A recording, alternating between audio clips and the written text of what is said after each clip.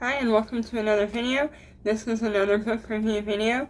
We are reviewing the spell book for new witches, Essential Spells to Change Your Life by Ambrosia Hawthorne. I was really excited when I saw this book being offered to review. And yes, it was given to me for free in exchange for doing a review, but as always, I'm not getting paid to do a review. I'm not even obligated to do a review. And I don't have to give a positive review. My thoughts and opinions are my own and are not coerced in any way. I will always be honest, even if that means being mean. I'm not going to have to be mean for this one. Like I have, not been mean, but had some critique on some other books. Not with this one. I really like the way it sticks. I've looked through it page by page. I've read the spells in here. I've gone through it very thoroughly, and it sticks to the theme of it being for new witches all throughout. There's nothing very detailed and difficult in here. There's nothing really that I saw that requires a whole lot of money, to get, not abnormal is not the right word, uncommon items. Most of the spells in here seem, if you're completely new and you don't have anything, then yeah, there's a little bit of expense involved. But for someone that is kind of just starting out or has the basics, you'll be able to do a lot of the stuff already. So it starts out, part 1 is a lot shorter than part 2. Part 2 has all the spells in it. We'll talk about that in a minute. Part 1 has chapters 1 and 2, and there's an introduction about understanding spellcasting and preparing to cast a spell. In the introduction, I really like the story that she tells about her own path to getting to where she is today. And as a teenager, I think it said age 13, around there, she wanted to look for a 4-leaf clover and found one, and I think it said her mom helped her put it in a pendant, something that she could wear, and whenever she felt like she needed some luck, she would grasp it and hold it, not realizing at the time that that was actually a spell. She had created a talisman. And so I really like that she gives that story as an example of something very simple that I think all children look for, that 4-leaf clover. Or, you hear some people in sports having a lucky pair of socks, or, people having traditions or little rituals that they go through that help them feel better. And yeah, that is a spell. That is calling on your own energy from within you, and to a degree, maybe manipulating a little bit of the energy in the world. I'm not going to get too far into that, but let's keep going. Alright, she goes a little bit of that in this section where it says, what are spells? And, she says spells on the practical side of magic. They work by manipulating energy to fulfill a specific intention or purpose. So, you can read this in her own words. This is my own words and my thoughts on when people try to explain any kind of witchcraft or spell work. It always seems to kind of explain from one end of the spectrum to the other. There's the one end where, people think that just like that, you're magically going to be able to make something happen. Just like the kind of, what you see in the movies. Like when you watch The Craft, or, that's too old of a reference, I'm not going to use it. I Dream of Jeannie. No one knows what I'm talking about when I say that anymore. What's the Three Witches?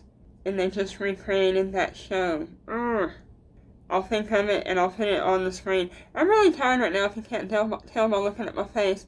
But yeah, like in shows like that, they just snap their fingers, they throw together a potion, they draw a sigil on the floor, and then, magic happens.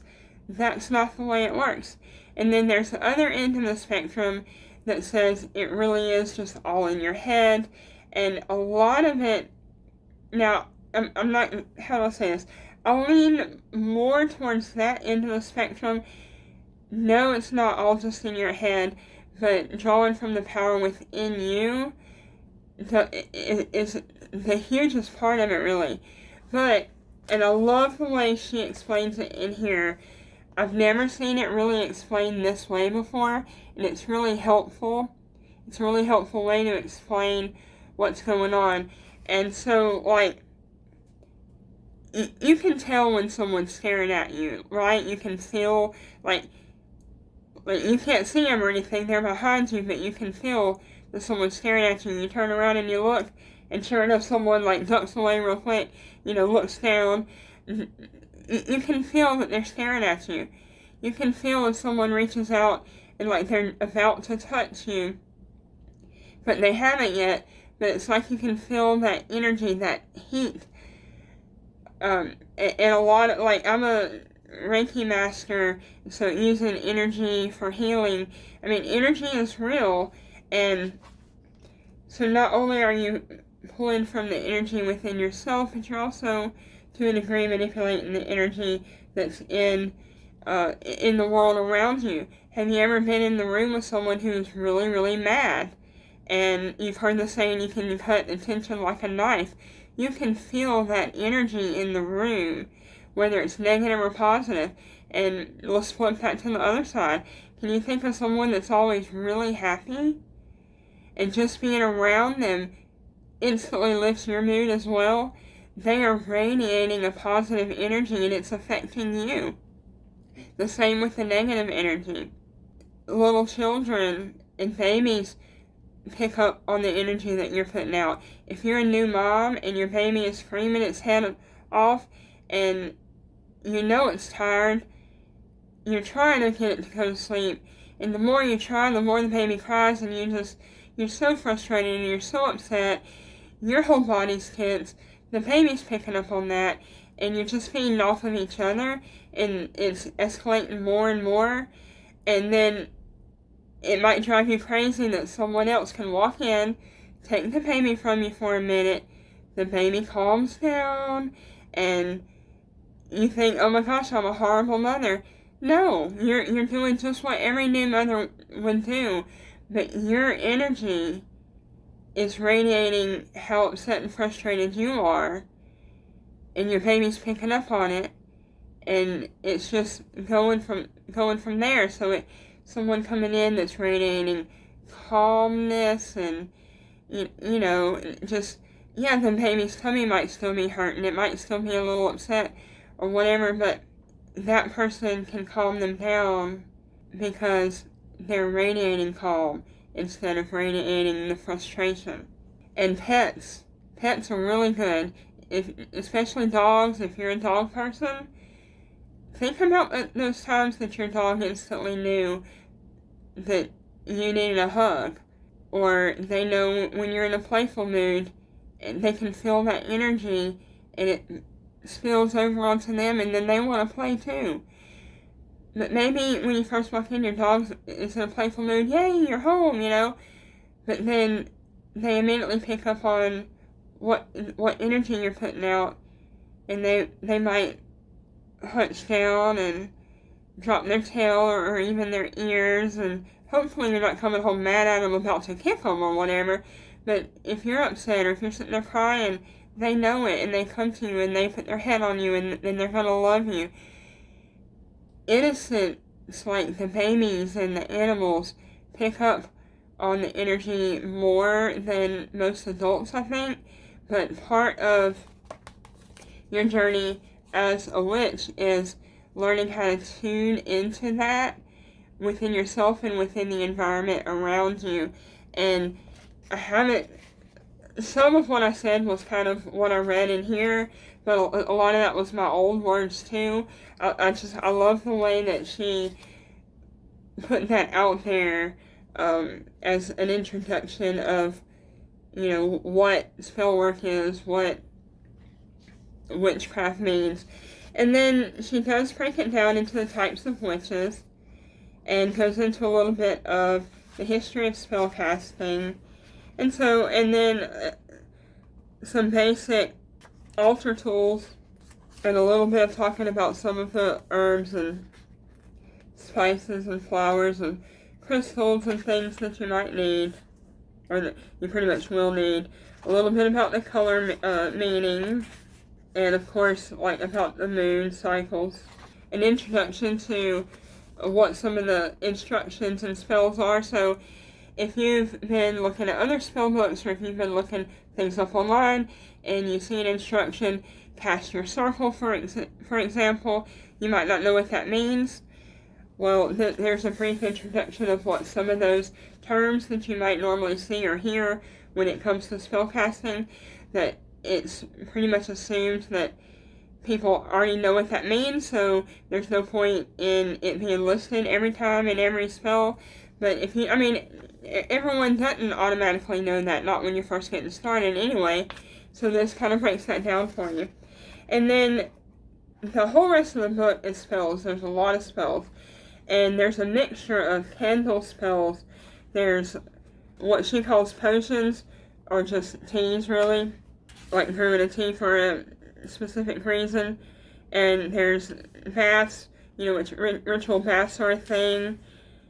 And then candle spells, which I specifically am drawn to. I do a lot of candle spells, and I do a lot of spells with herbs and incense, but I'm often integrating those together, such as anointing my candle with an oil, and then rolling that oil in an herbal mixture, or else burning the herbal mixture on a charcoal tablet.